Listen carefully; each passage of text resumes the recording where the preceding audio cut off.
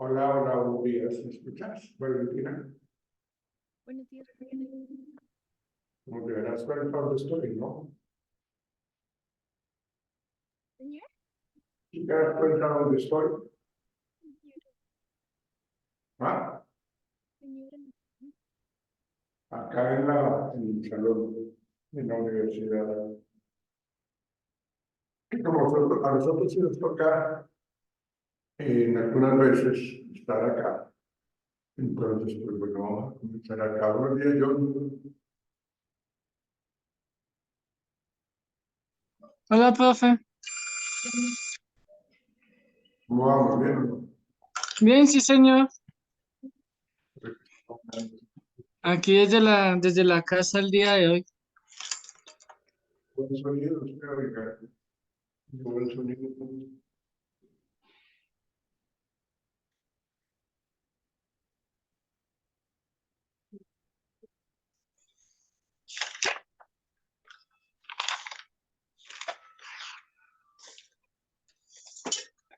Lo siento.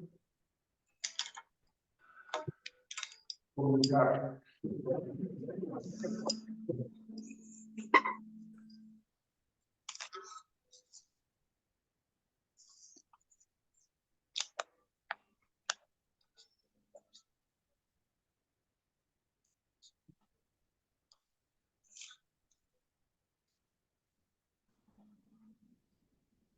Bueno, ¿qué pasaría con los otros compañeros?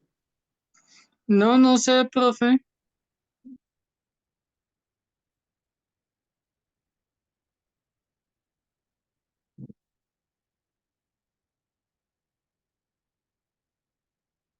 Bueno, muchachos,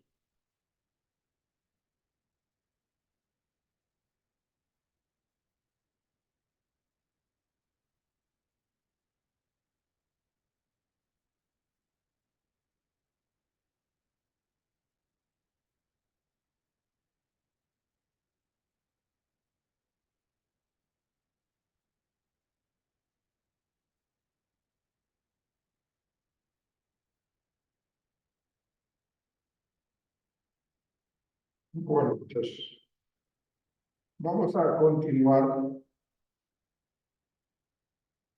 la clase que comenzamos ayer con ese tema del proceso de selección. Eh, Hola, Santiago, buenos días. Buenos días, profe. Por favor, activen sus cámaras, muchachos, porque no sé con quién estoy hablando. Aparece el nombre, pero no sé de los tres Santiagos cuál es el que está hablando, que me está saludando. Eh,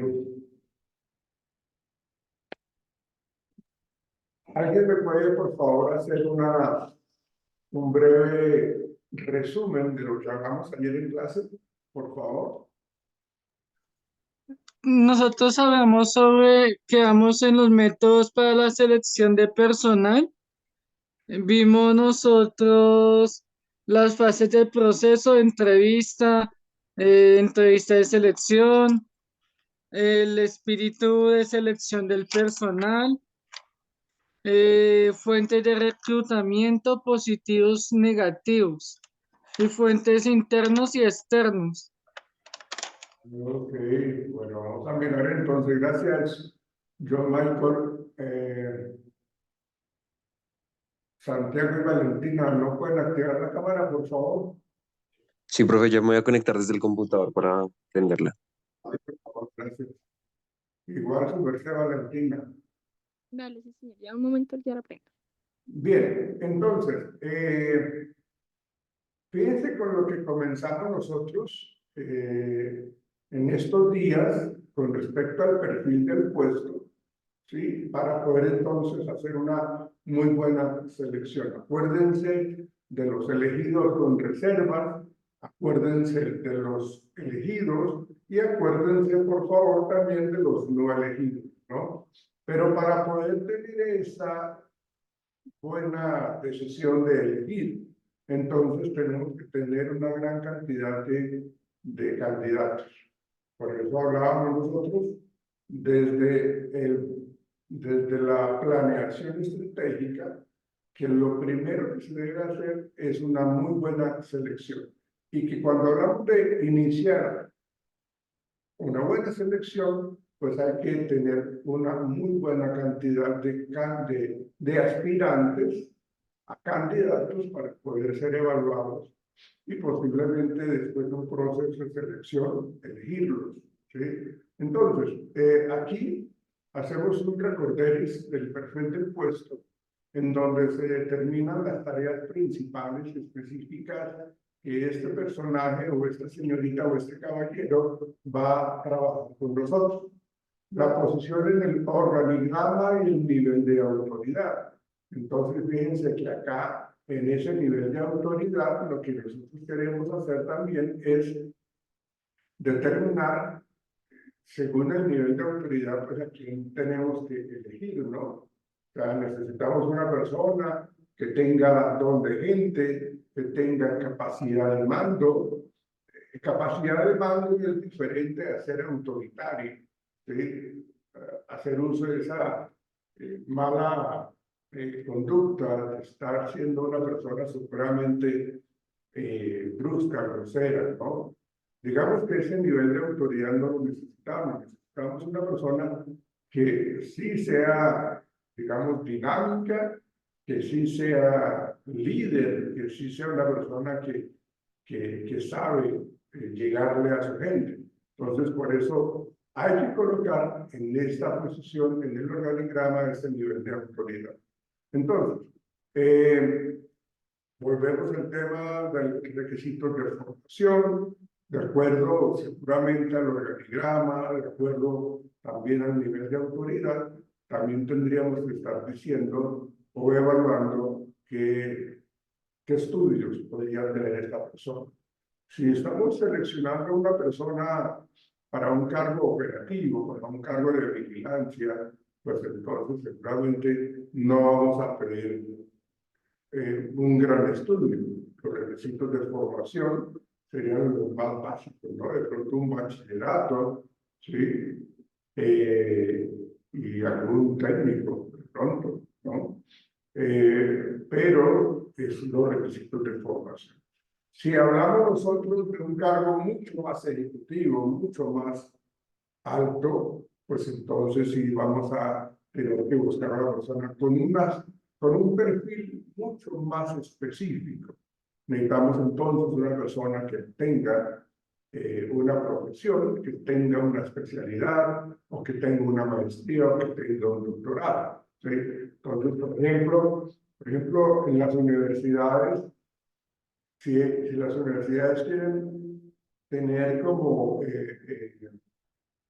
el sello de calidad, ¿no?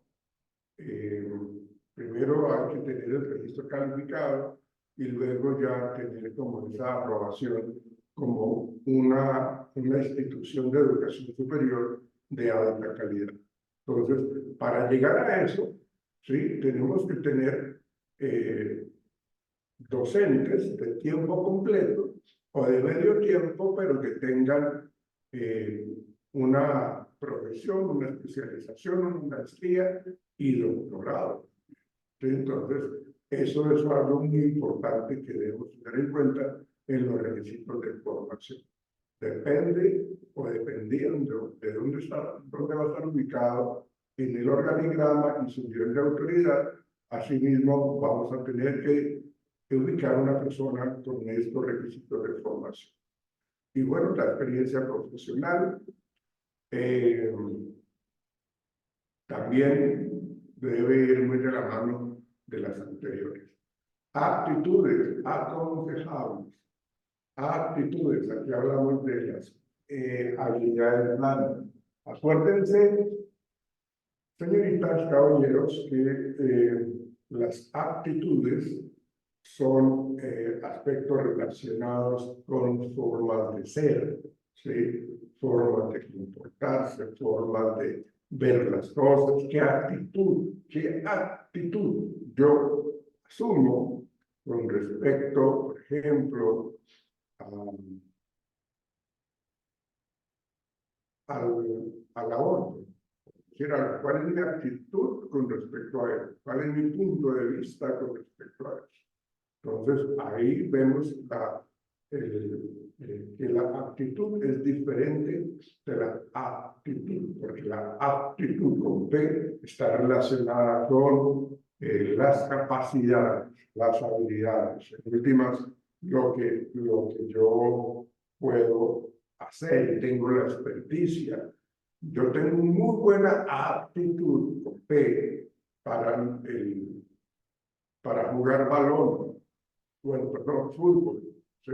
Para jugar con el balón. Entonces yo soy una persona que entrena todos los días, que se reúne con los compañeros y tenemos un equipo de fútbol y yo pateo muy bien los tiros libres, pateo muy bien los penaltis, porque he tenido la experiencia de estar practicando permanentemente. Entonces, esos son el nivel, perdón, las aptitudes con P. Pero cuando hablamos de aptitudes es lo que a veces es un poco difícil de conseguir, esas aptitudes aconsejadas. La puntualidad, el equipo, el respeto, la empatía, todas esas cosas que ustedes ya seguramente han escuchado, importantes en las habilidades blandas o competencias blandas. Si hablamos nosotros del nivel de responsabilidad, también está muy asociado con esa posición en el organigrama y el nivel de autoridad, ¿no? Si tenemos que colocar a una persona que tenga conocimiento de armas, del manejo de las armas, el nivel de responsabilidad sí tiene que calificar, ¿no? Entonces ahí hay una responsabilidad baja, media o alta.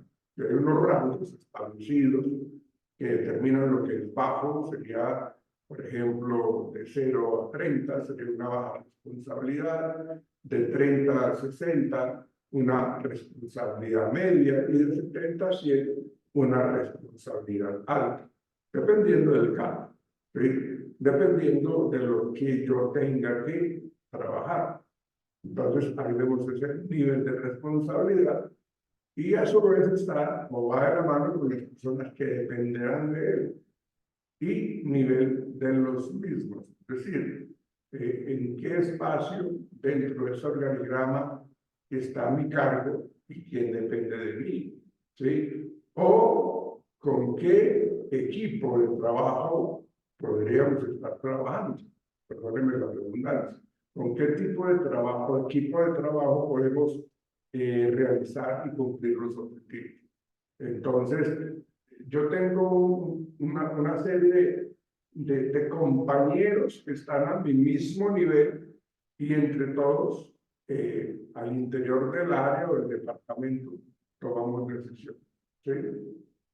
Y bueno, el estilo de liderazgo que se requiere, si hay de tener mandos, seguramente, pero pues también está muy relacionado con ese don de gente, ¿no? O sea, el mando yo lo puedo tener, puedo ser un jefe supremamente gruñón, que manda, que grita, que es grosero. ¿Sí? Y en ese perfil del puesto, aquí nos plantean que si es necesario que esta persona se reúna frecuentemente para poder trabajar en equipo, o no es así. O sea, también eso, hay unos rangos en donde se determina la persona que va a ocupar este puesto debe buscarle trabajar en equipo, porque es algo supremamente importante. Entonces, si lo estamos hablando así, entonces hay que determinar eso. Entonces, eso es algo que hayamos ya conocido, pero pues es importante que quede muy bien establecido, pues como estas recomendaciones en el perfil del puesto. Lo que hablábamos nosotros del reclutamiento interno y el reclutamiento externo, ¿sí? Sus aspectos positivos y negativos. ¿Alguien me recuerda una ventaja del reclutamiento interno? Por favor.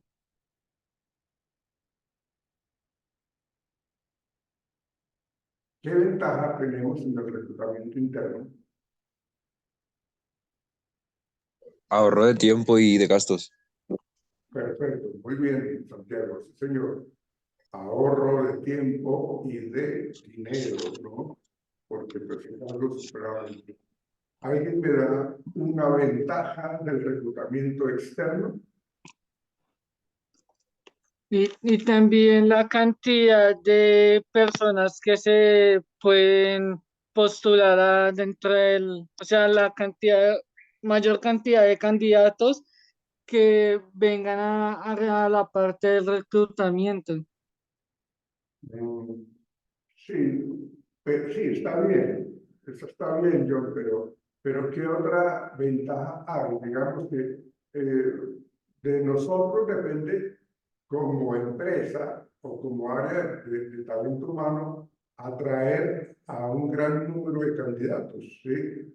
Pero eso es que eso es necesario, que haya un gran número de candidatos prácticamente para el analista de selección o para el área de talento humano, es necesario que haya una muy buena cantidad de hojas de vida, una muy buena cantidad de postulantes a ocupar un cargo. Pero ¿qué otra ventaja podríamos mencionar en ese reclutamiento externo? Eso es lo que hablábamos ayer, de las oportunidades de encontrar nuevos talentos, La oportunidad que Santiago. de encontrar nuevos talentos, profe. Ah, ok, sí, ya te comprendo, sí, exactamente, ¿no? Que va muy de la mano también con lo que decía yo. Tenemos un buen número de candidatos o de aspirantes, pero en la medida que lo hemos venido seleccionando, pues estamos oxigenando la plantilla laboral, ¿sí? De nuestros colaboradores y estamos incluyendo o adicionando una muy buena posibilidad de tener gente más creativa, de tener gente que ha sido mucho más recursiva, que tiene mejores ideas. Entonces, esas son ventajas también del reclutamiento externo. Una desventaja, por favor, del interno, del reclutamiento interno, una desventaja. ¿Cuál sería?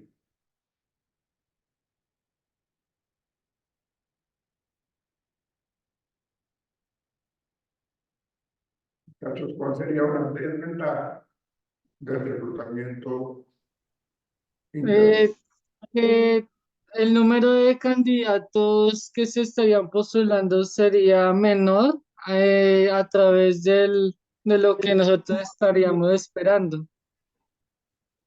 Del reclutamiento interno. No lo entendería yo con respecto a lo que se está diciendo, no lo O sea entendería. que, digamos que lo del número de candidatos sería menor.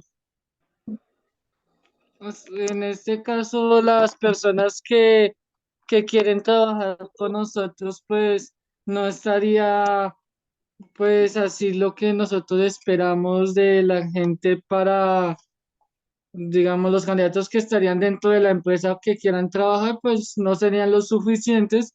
Y nosotros como reclutamiento del personal, pues sería muy difícil saber exactamente pues si son viables o no es viable esa persona, porque prácticamente lo que el profesor nos explicaba, o sea, que hay una fase donde ya se tienen las personas que van a trabajar, la otra fase que es intermedia y las que definitivamente no, y pues si son menos candidatos, pues pueden estar todos en reserva y o simplemente no van a trabajar o no son buenos candidatos tanto por experiencia, por la parte de digamos, no sé, o sea, el desempeño laboral. Entonces hay que mirar muy bien todo ese proceso. A mí me parece que lo que usted menciona, John, pues empezando porque es una decisión organizacional en donde se habla de que están queriendo darle la oportunidad a la gente que trabaja con nosotros durante tanto tiempo. Entonces, sabemos de que si estamos o decidimos hacer un reclutamiento interno, sabemos de que no vamos a mirar hacia afuera.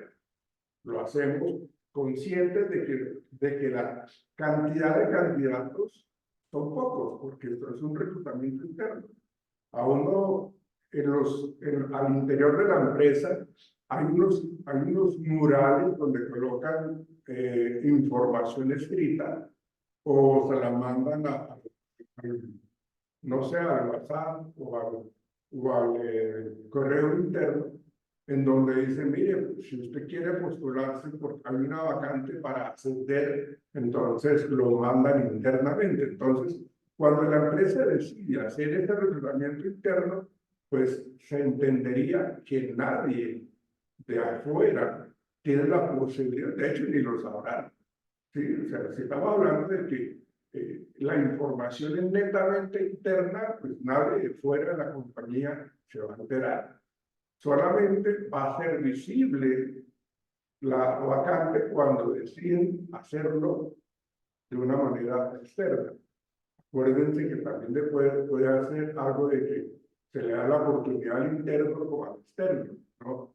Pero si es netamente los colaboradores de nuestra empresa los que se pueden postular, pues entonces nadie de afuera lo hace. Ese reclutamiento interno, pues, digamos que esa desventaja sería eso, ¿no? De que pues, no tienen cómo acceder los de afuera, pero es una decisión empresarial.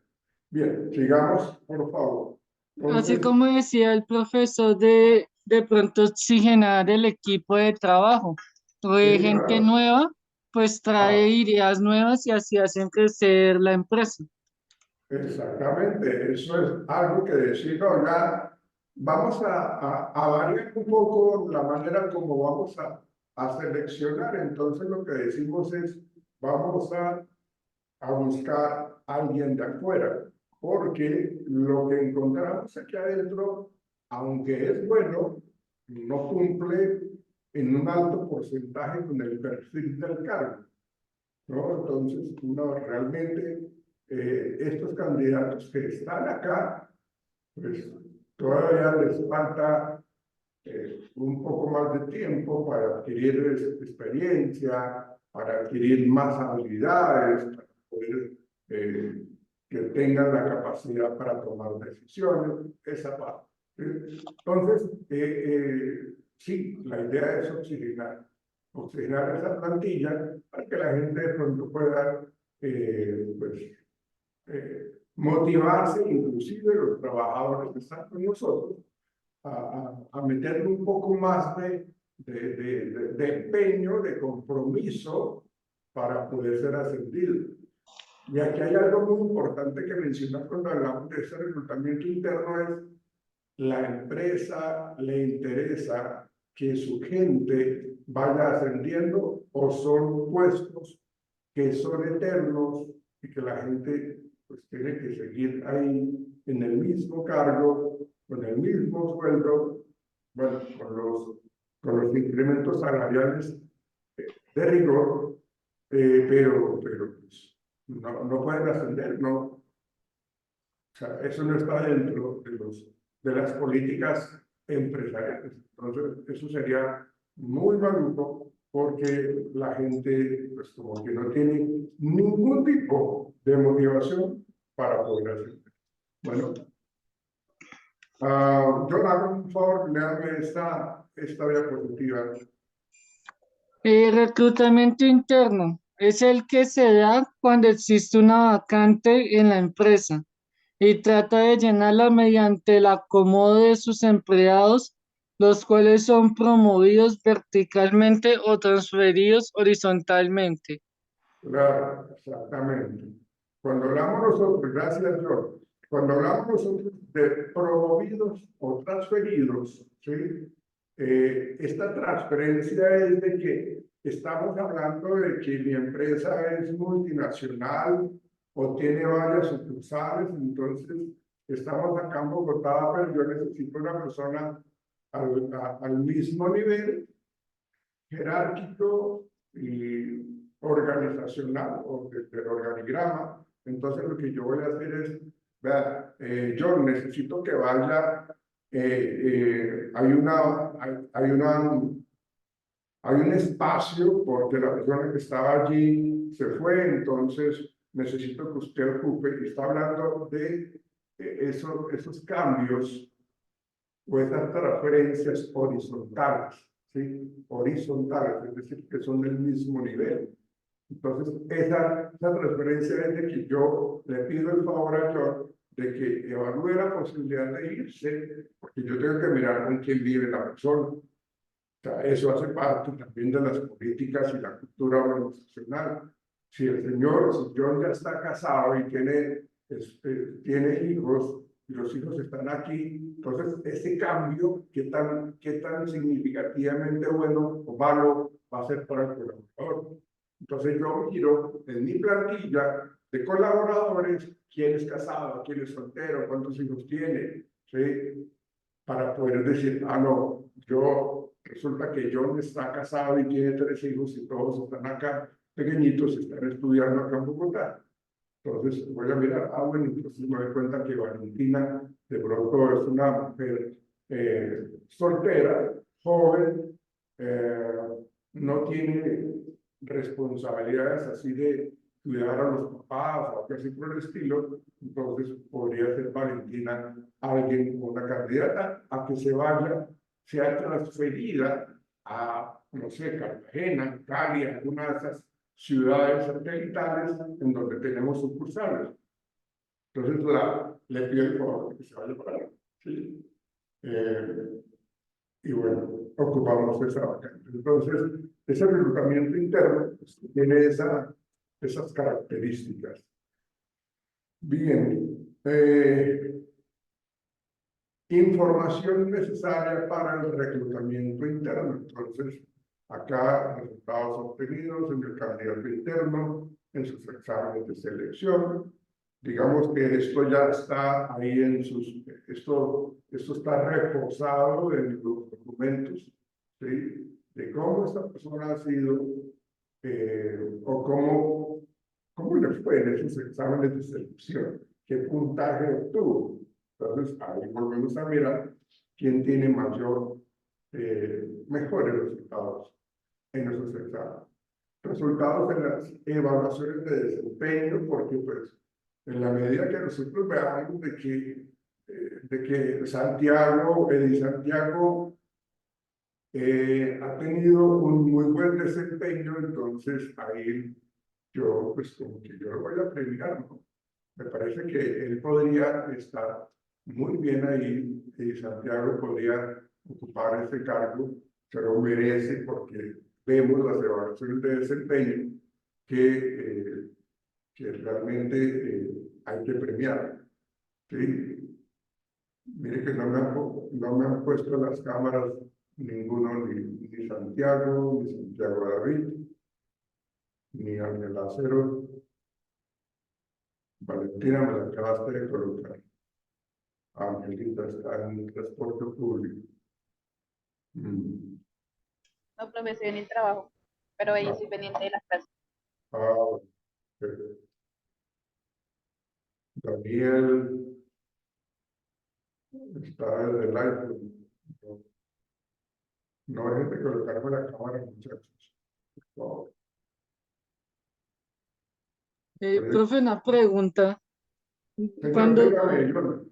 digamos que dentro de una empresa están los empleados, ¿cierto? O sea, los internos, pero necesitamos nosotros de pronto de algún administrador o algo así, pero esa persona interna tiene ya pues la experiencia, sabe cómo es el manejo digamos, del trabajo y todo eso. Hay posibilidades de que esa persona pueda subir de cargo, digamos, cambiar de rol, digamos, en ese caso, cuando se hace las capacitaciones y de pronto está estudiando dentro de esa carrera, y un ejemplo, es, es de pronto mesero, un ejemplo, Ujú. y necesitan a un administrador, entonces para Cagoto es totalmente diferente, o sea, las funciones, pero esa persona está estudiando, puede cambiar de esa rama o tendría, Sí. digamos, que seguir de pronto como gerente de alimentos o algo así. Eso depende de la política que tenga la organización, por eso dice allí que los planes de carrera y de movilización son importantes tenerlas en cuenta. O sea, y volvemos a hablar del tema de las evaluaciones de desempeño. Y si la persona está estudiando algún técnico administrativo, alguna carrera administrativa, de pronto se puede darle esa oportunidad, ¿no? Porque pues acá tenemos como ese plan de carrera, tenemos esa parte de la promoción, de ascender a las personas. Obviamente no vamos a ascender a una persona que lleva poco tiempo con nosotros, mucho menos vamos a ascender a una persona que tiene malas evaluaciones de desempeño, no la vamos a ascender tampoco, no la vamos a ascender. Entonces, eso hace que tengamos que tener, y esto es algo muy importante para ustedes como administradores de empresa, que uno debe tener, o por ejemplo, o por lo menos, más bien, el área de talento humano debe tener no solamente digital las carpetas de los colaboradores. Perdón.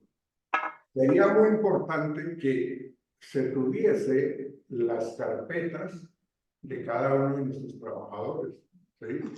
Ahí van a reposar todo lo que la persona desde el momento que ingresó, con todas las evaluaciones de desempeño, con todas las felicitaciones, con todas las sanciones, las incapacidades, hace cuánto lo ascendieron. O sea, es muy importante para el área de talento humano que tengamos una carpeta por cada uno de nuestros trabajadores. De tal manera que si hay un proceso disciplinario, se remite uno a la carpeta y la saca y la mira. Y dice, mira, esta fue el último llamado de atención. Anteriormente fue esta, entonces esta persona realmente es muy problemática. Entonces, es un buen trabajador, pero tiene problemas en sus relaciones interpersonales. Entonces pienso yo que tenemos que hacer un programa de capacitación para este grupo de personas que son hurañas, que son aisladas, que no se integran. Entonces tenemos que hacer una capacitación en manejo del conflicto, tenemos que hacer una capacitación en comunicación asertiva, en habilidades sociales. Entonces vamos a invitar a las personas que vemos que de pronto tienen estas falencias para que asistan a esos programas de capacitación, ¿sí? Porque es un buen elemento, realmente es un buen trabajador, pero le cuesta relacionarse. Entonces, es importante que tengamos en cuenta eso para poder ver la opción de ascenso o de promoción al interior de la empresa, ¿sí? Entonces, lo puede hacer, o sea, la empresa puede ascender a una persona que está de mesero en el restaurante, pero necesita un administrador del restaurante o de la sucursal, necesitan tener a alguien, y entonces yo voy a mirar a quién puedo yo atender. ¿Listo, John? Sí, sí, señor. Ok. Entonces, esto es lo que habíamos nosotros visto en las ventajas del reclutamiento interno, el espíritu de competencia, pero es una competencia sana, Es una competencia leal, transparente, buena, justa. No es de que el famoso dicho que el fin justifica los medios, entonces yo voy a pasar por encima de todo el mundo. Y no es la idea. No es la idea. Entonces, yo necesito que la gente sepa que hay una opción de mejora para sus condiciones laborales, va a tener un ascenso, va a tener mejor sueldo, pues obviamente ellos van a tratar de competir honestamente. ¿Sí? Bueno, ahí miramos ayer el tema de la economicidad, es decir, que la empresa se ahorra tiempo y dinero. Esas inversiones de la empresa van a generar pues, como esa economía como tal, ¿sí? Va a ser mucho más rápido. El espíritu de competencia va también de la mano de la fuente de motivación, ¿sí? Y va a tener más validez y seguridad porque conocemos ya al trabajador que está con nosotros, él nos conoce también a nosotros, sabemos de que hay lealtad en él o en ella, ¿sí? Entonces eso nos brinda confianza y tranquilidad.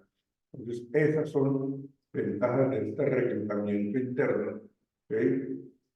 Las ventajas está una descapitalización del capital humano, propicia entre los trabajadores la pérdida de creatividad e innovación, ¿sí? Por lo que hablábamos ayer, de que a veces la gente no sabe manejar o no sabe hacer el cambio de ser un amigo de farra, de camaradería, de no exigencia, a pasar a ser el jefe, el líder.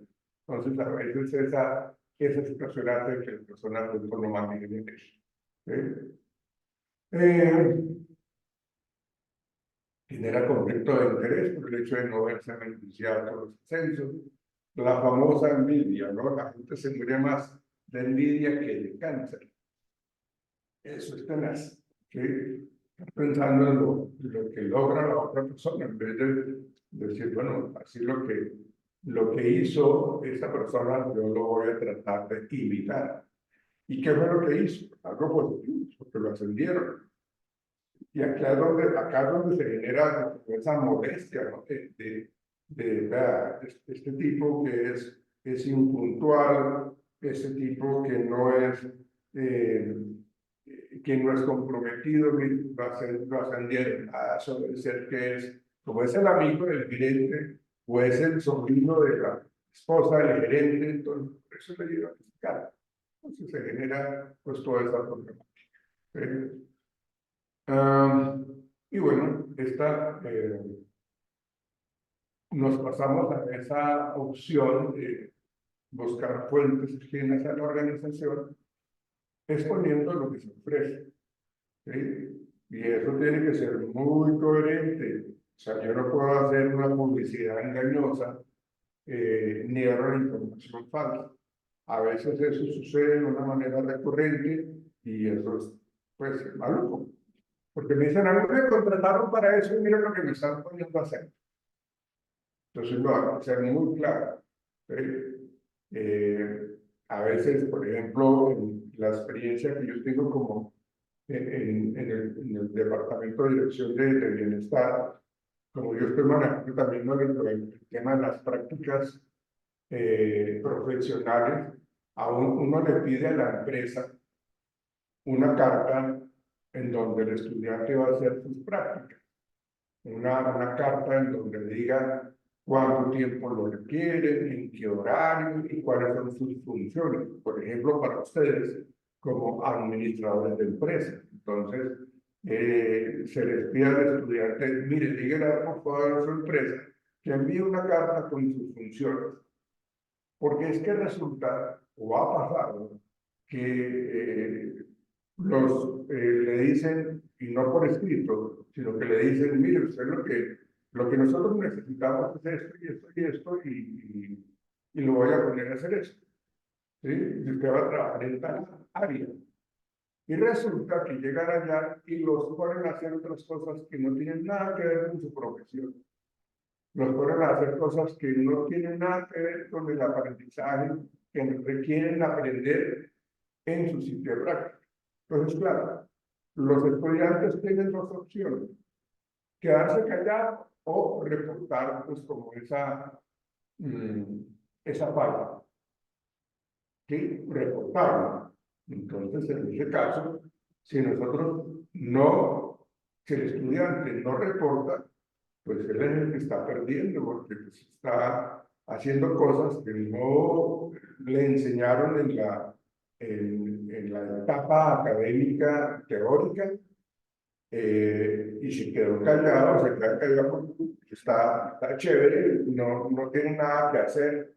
Pues imagínense, está perdiendo el tiempo, ¿no? Entonces, ahí lo importante es de que la persona sepa qué es lo que tiene que hacer. Por eso hay que ser muy claro con el ofrecimiento de los puestos.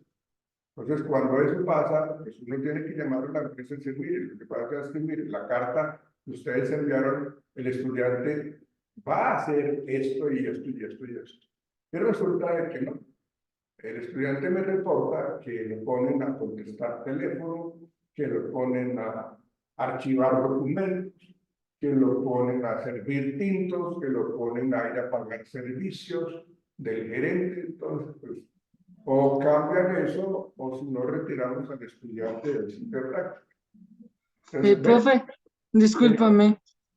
Digamos que como yo soy técnico en mesa y bar y tecnólogo en gestión de alimentos y bebidas, pues digamos que a mí en el caso de servir tintos, de atender hacia el público en servicio, pues a mí me tocaría hacer eso, por lo que digamos en compensar la parte administrativa en alimentos se basa en como capitán de servicio, entonces lo ponen a uno en eventos sociales y pues le toca llevar obviamente no ir uno a atender el evento como tal, sino estar pendiente del público, que la gente entre, que de pronto estar pendiente de las personas, cómo se siente, que la satisfacción del cliente del lugar pues sea positivo. Yo quería que en ese aspecto sí me tocaría hacer algo así o qué rol me tocaría a mí desempeñar. Lo que pasa, hombre, y su merced mismo lo digo ahí, John, es de que eso fue lo que su merced estudió. Para eso su merced estudió, y entonces si su merced estudió hotelería y turismo en el SENA, lo van a poner a hacer eso, ¿no? Pero resulta que su merced ahorita ya no es solamente un técnico, sino está estudiando para ser profesional. Entonces su merced ya en un cargo diferente a eso, porque su merced se postuló para ser como administrador de la sede, o administrador no sé, Sí, sí, o de sea, cocina. en la parte Entonces, del tecnólogo era gestión de establecimientos de alimentos y bebidas, y pues era como igual que el administrador, sino que sí, en este caso era pero el super. pero hace parte de lo que su merced tiene que hacer. Sí, señor. No quiere decir, en ese caso que su merced menciona, no quiere decir que uno no pueda de vez en cuando: venga, yo le ayudo a colocar los manteles, algo así, pero no puede ser algo reiterativo. O sea, usted puede ayudar, la persona puede colaborar, y eso no tiene problema, que uno, ahí sí, como se dice, uno se unte la mano, ¿sí? Uno lo puede hacer, pero ya no es mi única responsabilidad, no es mi única función. Ya hay otras manos que se contratan para eso. Por eso yo ya tengo que mirarme como en un puesto mucho más administrativo, un puesto mucho más ejecutivo. Vuelvo y digo, no quiere decir que yo no pueda colaborar. De pronto yo puedo colaborar, porque eso no es pecado. Pero si me cogen siempre para eso, quite esta mesa y coloque la llave, vaya, sirva tintos. Venga, pero yo puedo hacer eso una vez que otra, pero si me están diciendo llega y haga eso, todos los días, entonces ya no está bien. Y de hecho, eso hace parte de que, vuelvo y digo, que en el manual de funciones, el perfil del cargo, el análisis del puesto, eso ahí debe estar relacionado.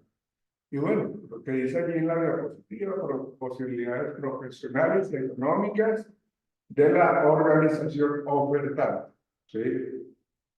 No que sea esta publicidad engañosa de que están ofreciendo 4.500.000 de sueldo y resulta que en la entrevista me dicen, a usted se le va a pagar el mínimo. Ah, pero usted que ahí decía que era 4.500.000. Ah, no, señor. Ah, bueno, entonces yo me levanto como candidato, me levanto del puesto y le digo chao. O sea, yo no me maté el tiempo estudiando para que me paguen eso. Obviamente, pues la necesidad también hace que a veces la gente termine accediendo a eso. Principales técnicas de reclutamiento externo, esto ya lo vimos nosotros, entonces hacémoslo rápidamente. Ventajas del reclutamiento externo, inversión en capacitación, renueva el recurso humano, permite hacerse de gente de sangre nueva, que era lo que mencionábamos ahorita. Y las desventajas es más demorado, es mucho más costoso. Pues obviamente las políticas salariales hay que ajustarlas constantemente, porque pues debe haber coherencia entre mis funciones, mi tiempo, mi experiencia y mi formación con lo que me está ofreciendo la empresa. Monopolio de vacantes, a veces las personas no, o las empresas, como que se guardan las vacantes para, para los más allegados, para los familiares, y eso es algo que no se puede dar. ¿Sí? Bueno, es menos seguro, dice ahí, ¿no? Entonces, eso puede ser así. Bien. Sigamos. Entonces, Eddie Santiago. Eddie Santiago. No está Eddie Santiago, yo lo vi ahorita. Sí, profe, aquí estoy. ¿Dónde andas, Santiago? Tu cámara. Gracias. Ah, el muchacho. Bueno, hágame un favor, léame esta diapositiva de Santiago. Claro que sí, profe. Selección de personal. Actividad organizada que una vez identificados los requisitos y cualidades se han de reunir los candidatos para determinadas labores. Identifica las cualidades actuales y potenciales, las características de la personalidad, los intereses y las aspiraciones de los diversos participantes que buscan ocupar un puesto de trabajo. Ok, sí, gracias. Bueno, es lo que en últimas es la definición del tema principal, que es la selección de personal. ¿Sí? La selección de personal, acuérdense, comienza con un muy buen reclutamiento. ¿Sí? Y termina cuando la persona está firmando. Termina cuando la persona está firmando el contrato. Eso es como lo más importante, que la persona que cierra ese proceso. Eddie, colócale el micrófono, por favor, colócale el mute.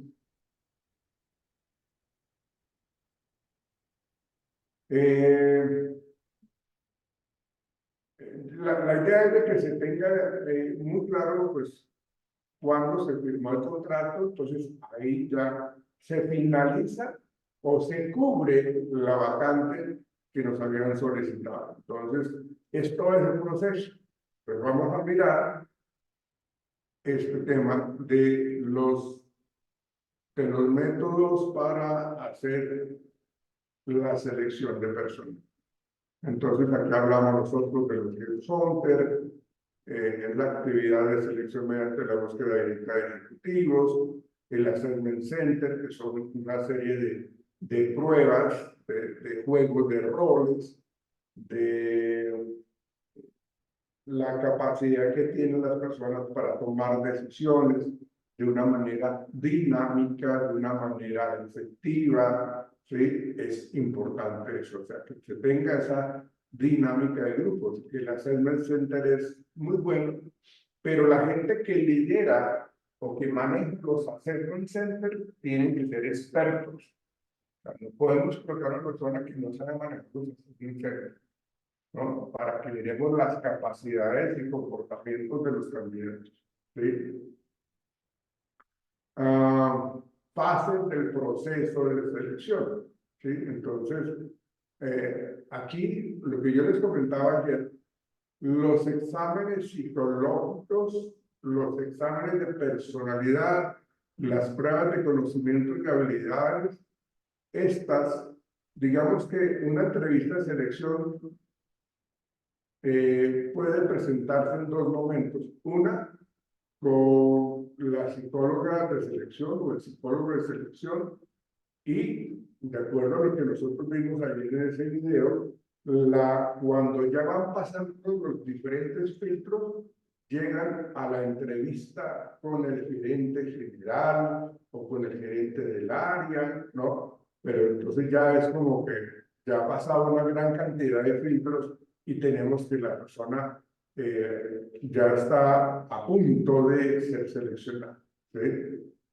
Entonces, fíjense que está esta entrevista con el psicólogo inicial y luego se termina con la entrevista final y la decisión de a quién elegir.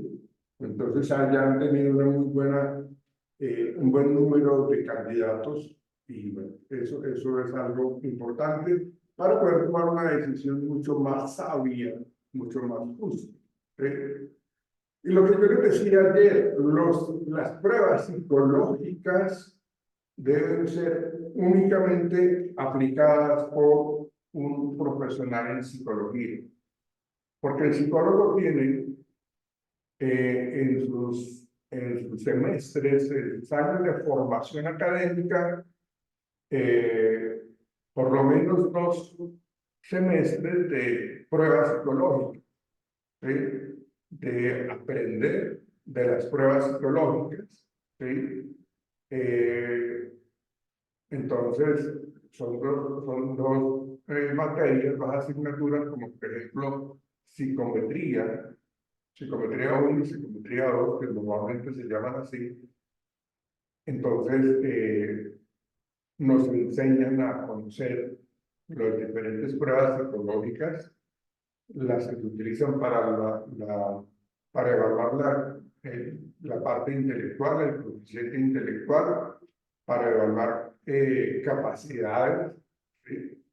Entonces, ahí vemos nosotros que eso nos lo enseñan a nosotros para poder aplicar pruebas psicológicas, para poderlas calificar y dar o emitir un concepto.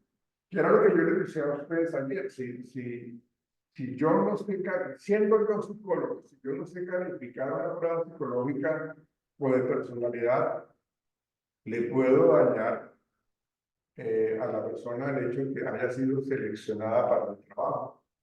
O puedo seleccionar a una persona que no es apta para el trabajo. Entonces, es importante eso. Entonces, dentro de estas pruebas o este proceso de selección, se necesita evaluar y cuantificar el desempeño en esas pruebas de conocimiento de habilidad. Entonces, hay unos ramos también en donde ubican a las personas en qué tanto le conviene, ¿sí? Entonces, ahí vamos ya descartando los que están por debajo de la media, estadísticamente hablando, pues entonces simplemente estas personas no son tenidas en cuenta. Entonces son las personas que pasaron a las pruebas psicológicas y no los volvieron a llamar. ¿sí? Normalmente cuando se está en el proceso de selección, que uno está en pruebas psicológicas, uno termina y entrega la prueba y le dicen a uno, bueno, nosotros lo llamamos según como la haya ido. Y nunca lo llaman. Si nunca me llamaron es porque me fue mal, ¿sí? Seguramente porque me fue mal, ¿sí? Y fíjense que tiene que haber mucha organización en ese manejo, porque si yo soy desorganizado, ¿ven? Entonces, ¿cómo voy a manejar eso? Si la persona que le está yendo bien se me perdieron todos los papeles del proceso de selección de esta persona. Entonces, ahí está el problema. Entonces, hay que evaluar pues, cuantitativamente los conocimientos y habilidades de las personas, ¿sí? Pero hay unas pruebas que son muy bacanas, que son muy chéveres para evaluar agilidad visual, para evaluar memoria, para evaluar todo ese tipo de habilidades que se requieren para el cargo, ¿sí? O sea, necesitamos que esa persona que vaya a ocupar ese cargo tenga ciertas características, ciertas habilidades y con las pruebas psicológicas que yo conozco, ¿sí? Entonces, esas tres, pruebas de conocimientos, exámenes psicológicos, ¿sí? Que van muy de la mano a los exámenes de personalidad, ¿sí? Entonces, seguramente mañana vamos a hablar un poco de este tema un poco más a profundidad, pues, de los temas de personalidad, los temas psicológicos, de las diferentes pruebas que se conocen, ¿sí? En la entrevista de selección, el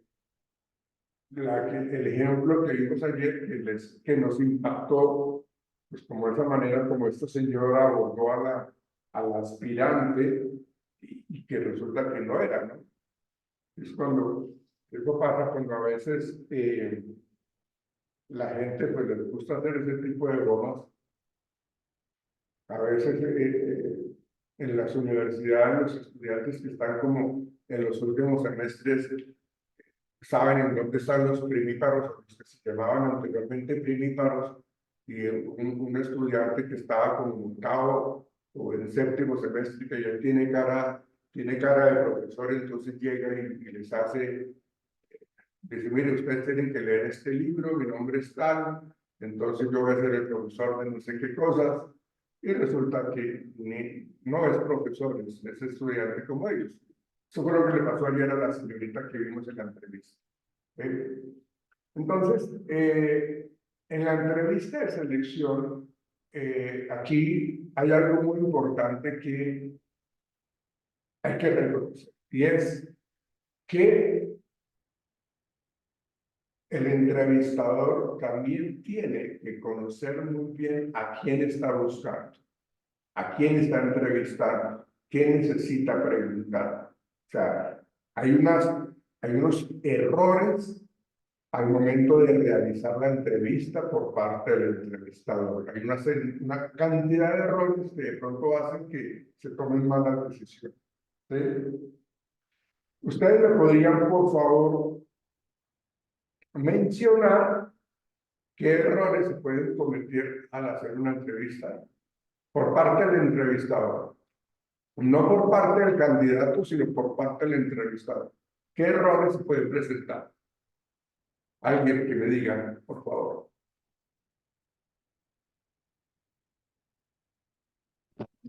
¿Del entrevistador, profe? ¿Cuál? Le ¿Cuál pregunto que dice, si Santiago? ¿Cuál entrevistador, dice? profe. Es que se te escucha borrosa se te escucha ronca la voz. Si quieres escribirlo ahí en el chat de Zoom, por favor. Mm, profe, una pregunta, o sea, ¿podría ser algo de persuadir al entrevistador de casualidad? Estamos hablando de errores del entrevistador. Errores del entrevistador. Mm, Errores. no. ¿Cuáles serían esos posibles errores? ¿Errores o roles? Bueno, errores u horrores, como lo quieran ver. O sea, ¿qué cosas haría mal un entrevistador? Pues de pronto, La hoja de vida o tan pronto también dar la opinión personal frente a la empresa. Ah, ok. Explícame un poquitico de eso, Valentina, porque me parece interesante. Explícanos un instante, por favor. Em, pues que de pronto se deja fluir en su entrevista y de pronto él en su participación dentro de la organización no esté conforme con muchas cosas y pueda transmitirlo a la persona que se está postulando. Ok, bien, sí, muy cierto, Valentina, tienes toda la razón. O sea, en vez de hacer las preguntas de rigor, se pone a hablar mal de la empresa. Pues imagínate. O sea, ¿usted no quiere trabajar acá? No, no. O sea, imagínate que estoy diciendo yo no me siento contento acá trabajando. O sea, yo tengo muchas ideas negativas de la empresa. Entonces yo me la paso, en vez de hacer las preguntas de la entrevista, me pongo a hablar mal de mi jefe, mal de la empresa, que aquí eso es muy feo, acá trabajar es muy feo, mi jefe es una bestia, por un de vainas que son realmente, pues, imagínense lo que podría estar pensando el aspirante, el entrevistado, ¿sí? Si están diciendo eso, pues, ¿con qué ganas yo voy a querer trabajar acá? Sí, muy buena punto, Valentín, porque eso es un error, que la gente de pronto no se dedica a hacer la entrevista, sino a hablar mal de la empresa. ¿Qué otra? Gracias, Valentina. ¿Qué eh, otra? de Yo diría pronto, que, perdón, no, sigue, sigue. Sigue, sigue. pues yo diría que no tener claridad en las preguntas o formularlas mal, porque a veces confunde a la persona que está entrevistando. Sí, Entonces, claro. a veces la gente contesta mal, es porque está mal formulada la pregunta. Sí, claro. Las preguntas son muy ambivalentes, son muy confusas. ¿Sí?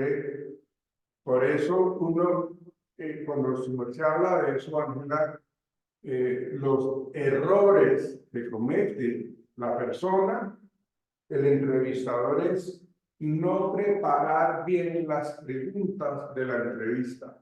Por eso ahí se menciona muchísimo el tipo de entrevista estructurada. Estructurada quiere decir de que yo preparé las preguntas que se necesitan para que la persona ocupe el cargo, para que me responda, para determinar si esta persona es muy buena o no para el cargo, ¿no? Entonces, eso es muy cierto. Como usted dice, Anita, si yo no tengo claro qué es lo que yo tengo que preguntar y pregunto por preguntar, entonces, pues, las respuestas son también así, ¿sí? Entonces, es cierto, no es bueno y es importante que se prepare de antemano la entrevista. Gracias, Profe, Ana. la otra también podría ser que sea vulgar, que porque vea a la muchacha de la entrevista con falda, decir vulgaridades o hacer insinuaciones en algo que no Sí, es. sí, claro, eso es cierto. Pero fíjense, aquí hay algo que es importante tener en cuenta y es de que la mujer, las señoritas que van a entrevista, tienen que irse vestidas de una manera, digámoslo así, como respetuosa, ¿sí?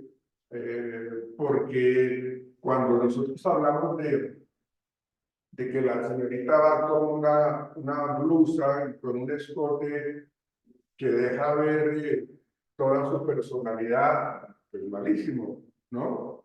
Eso lo que llaman son distractores al entrevistador. Si el entrevistador es alguien que se deja manipular por eso, pues imagínense. Entonces, sí, es muy cierto que la persona de pronto termine más bien como dejándose impresionar por la parte física de la señorita, o va con unas minifaldas impresionantes. Entonces, no está bien. O sea, cuando la mujer va a una entrevista y se va supremamente llamativa, esa no es buena candidata, ¿no? No es buen candidato. Eso sería, ¿no? ¿Qué otro error hay? Pues a mí me parece que cuando lo interrumpen a uno, porque hay gente que, digamos, hace una entrevista, le pregunta a uno algo y uno empieza a hablar y ellos interrumpen hablando otra cosa, entonces uno se siente como mal y hasta responde mal. O de pronto no les gusta lo que uno responde y hacen como malos comentarios. Acuérdense lo que veíamos ayer, que hay entrevistas que son bastante fuertes, o sea, a veces son como estrategias para mirar a ver cómo la persona maneja un poco la presión, ¿no? A veces pasa eso. Pero lo importante es de que el entrevistador haga la pregunta y deje un lapso de tiempo adecuado para que la persona responda. Si no lo haces, si se demora en esa respuesta, en responder, pues igual el entrevistador tiene que continuar. O sea, yo necesito que el entrevistado también sea dinámico, ¿sí? Que sea una persona que comprende las preguntas. También tiene que ver con lo que se decía de que las preguntas tienen que ser muy claras, ¿no? Entonces, eso podría ser. Y hay una gran cantidad de errores. Yo les pido, por favor, a ustedes que indaguen para mañana, pues como los errores que más se cometen por parte del entrevistador al momento de hacer una entrevista. Hay una gran cantidad de errores que son muy significativos, ¿sí? El efecto de halo, el efecto Pygmalion, hay una gran cantidad de errores que es importante que ustedes los vean y que los conozcan, ¿sí?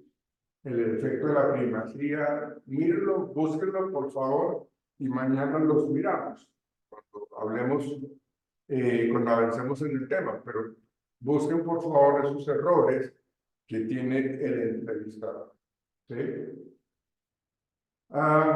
Aquí están las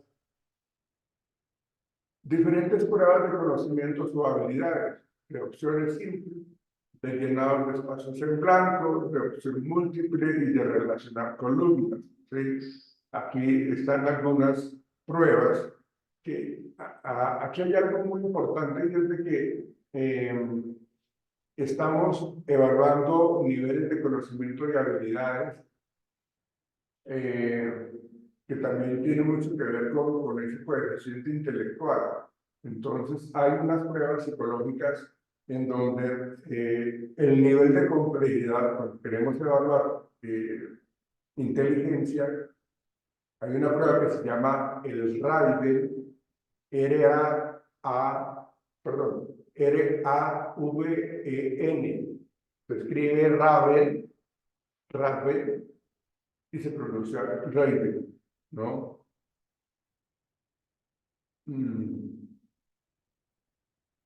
Roles.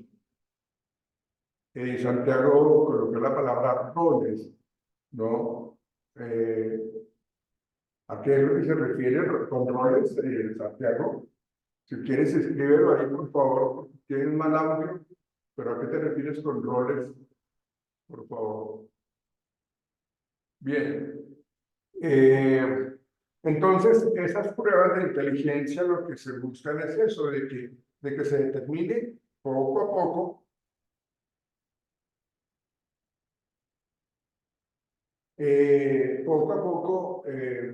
se va mirando el nivel de complejidad cuando hablamos de las pruebas de inteligencia, ¿sí? Obviamente, entre más tiempo pasa, cuando se avanza en las preguntas, la complejidad va a ser más grande. Pues para poder mirar, como les digo, este Raven es una prueba muy chévere para poder evaluar esa parte de los conocimientos. ¿Sí? Bueno. Exámenes psicológicos, ¿sí? Nuevamente está el de inteligencia general, el de aptitud y conocimientos, de personalidad e intereses, de capacidad profesional, coordinación psicomotora, de capacidad psicosensorial, para aptitudes espaciales, pruebas proyectivas. ¿Sí?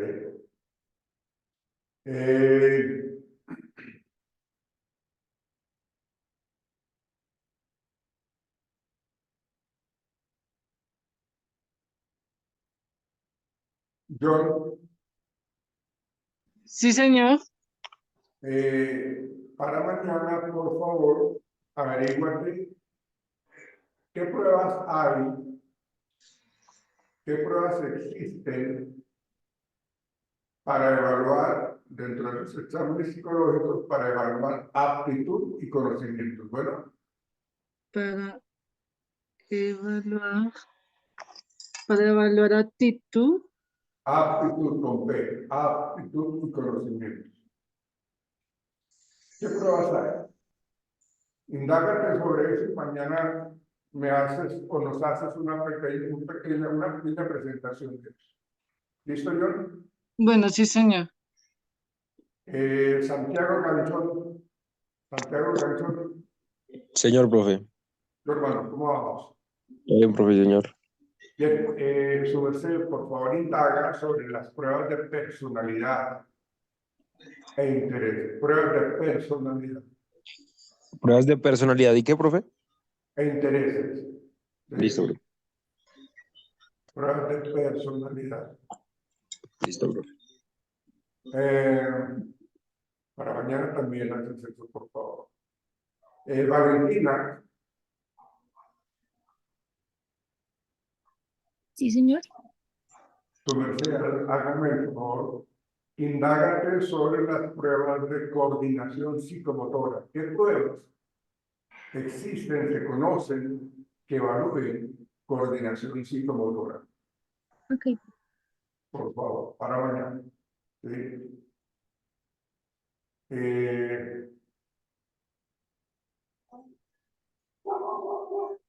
Ángela, ¿tú vas a estar mañana virtual también?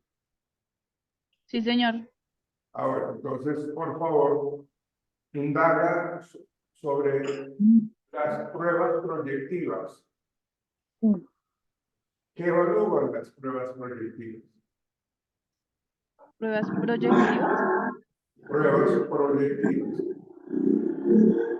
Estas están muy relacionadas a veces, o son muy, o sea, se utilizan también para evaluar personalidad, ¿no? Pero quiero que te centres en las pruebas proyectivas, que como les digo, también evalúan personalidad. Eh, eh, Santiago vas a trabajar el otro tipo de pruebas, que son como cuestionarios, que son también de personalidad. Lo que pasa es que hay unas pruebas que son cuestionarios, que son estandarizados, que son mucho más válidos, que son mucho más confiables, diferentes a las pruebas proyectivas.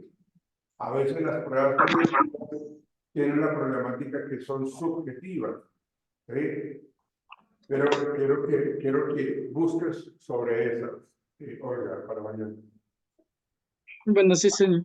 Ángela. Yo sobre las pruebas proyectivas, ¿sí? Sí, Ángela. Ángela, tú Sí, eres de las pruebas proyectivas. Bueno, sí, señor, profe, ya los noté. ok. Daniel.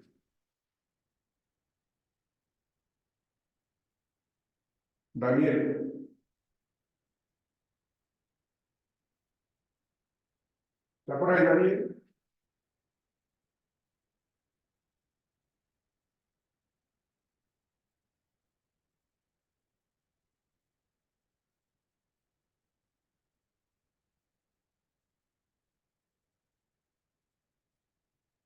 No está Daniel.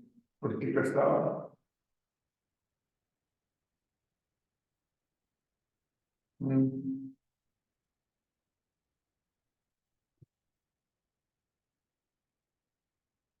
Ángela Acero, ¿me respondes? Presente, profe. John Díaz, Presente, profe. Santiago Ganchón, Presente, profe. Valentina Llanos, Presente, profe. Eddie Santiago. Eddie Santiago. Presente, profe. Ok. Daniel Torres.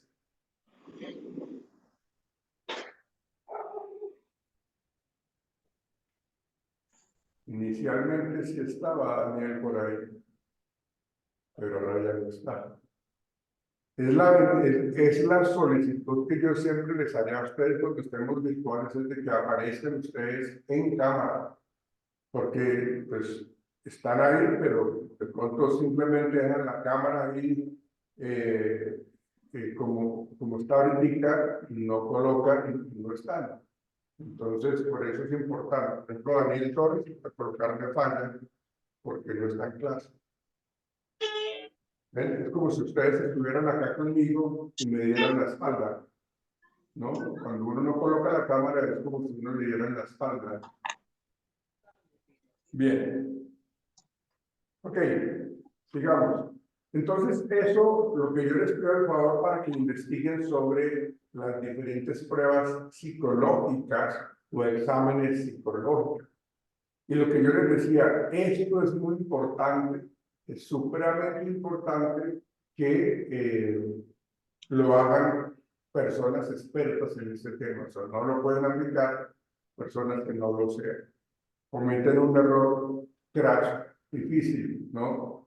Entonces, fíjense que acá en los test de personalidad o en las pruebas de personalidad que son estas, ¿sí?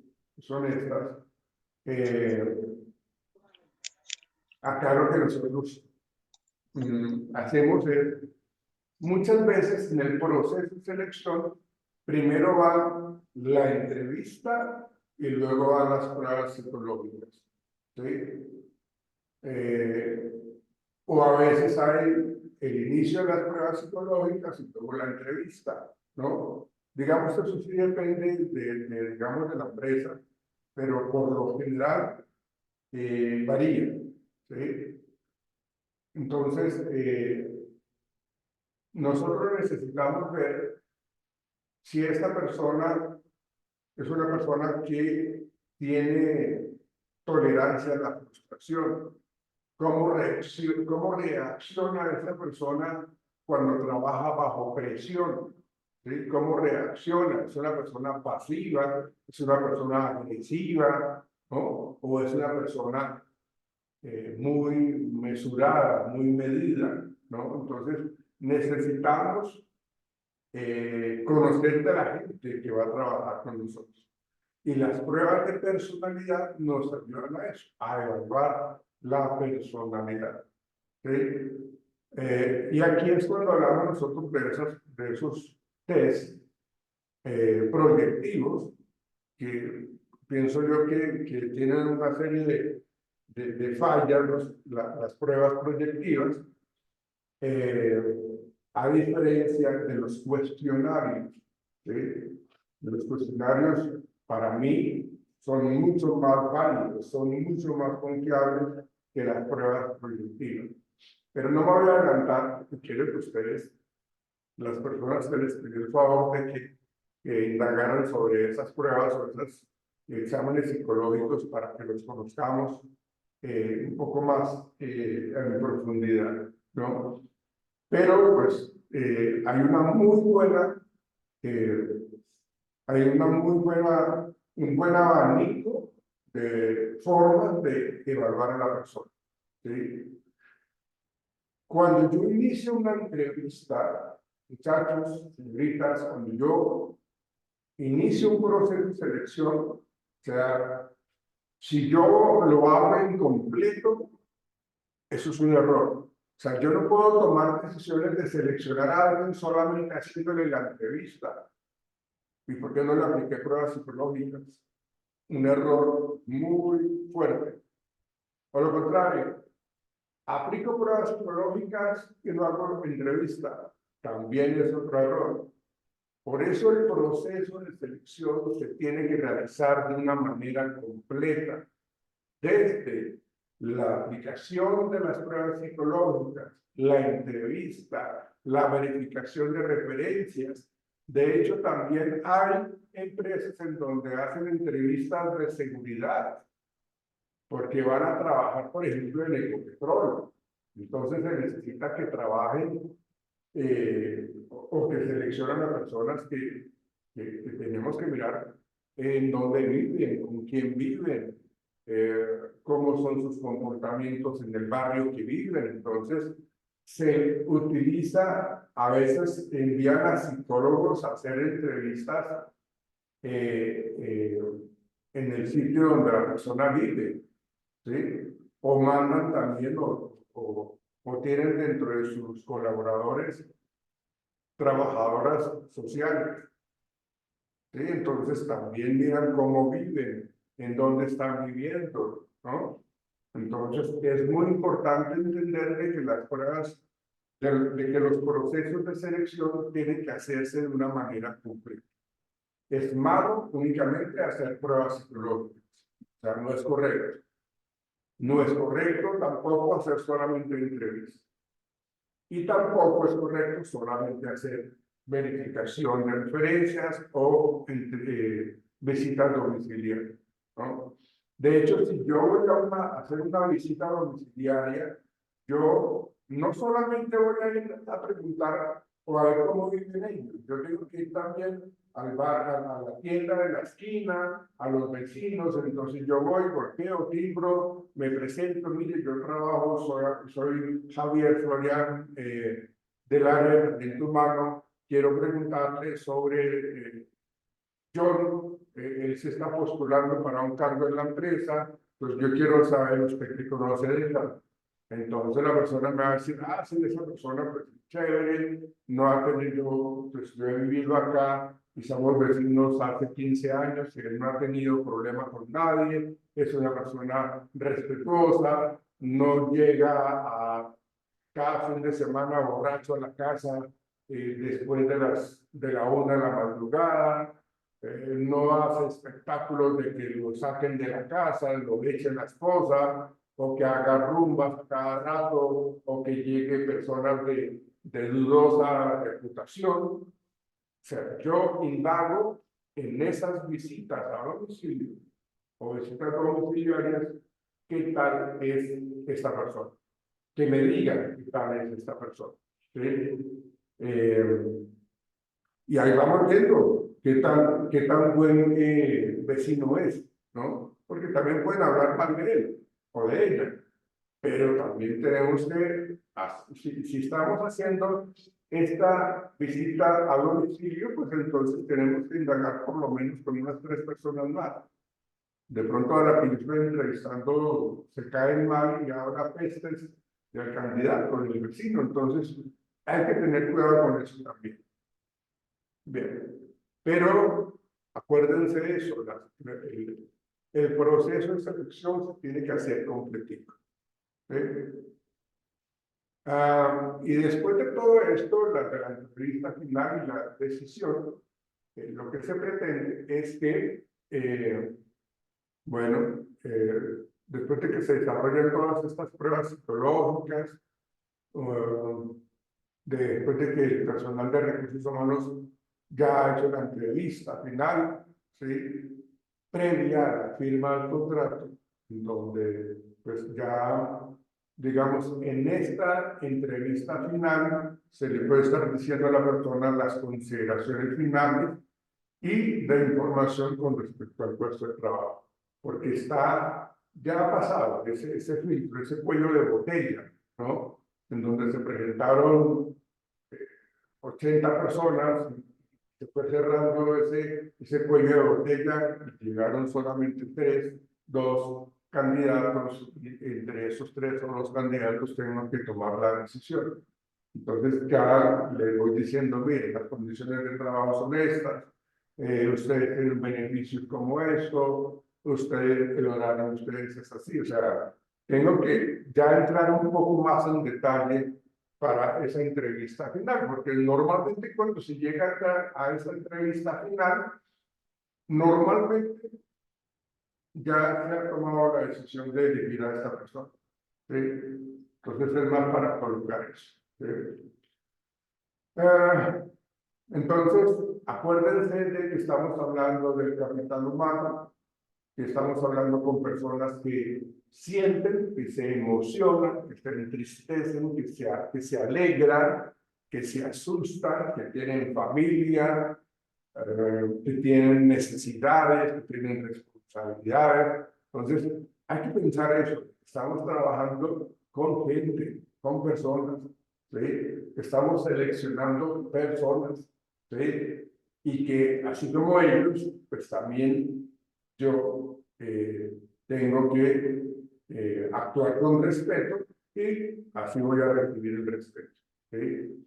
Entonces, nosotros lo que hacemos desde el Departamento de Recursos Humanos es que las personas que han llegado a la finalización de ese proceso de selección y que van a ocupar ese puesto de trabajo, pues sean integrantes ahora de nuestro capital humano, ¿sí?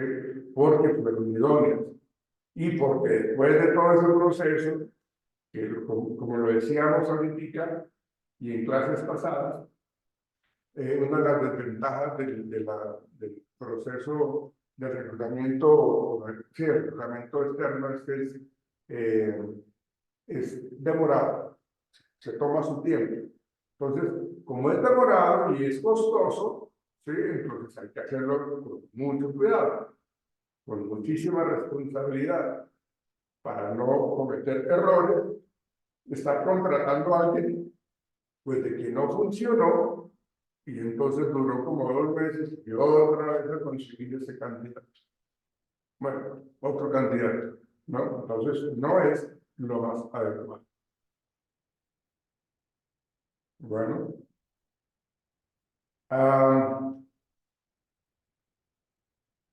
¿Preguntas? ¿Dudas? ¿Todo claro, no?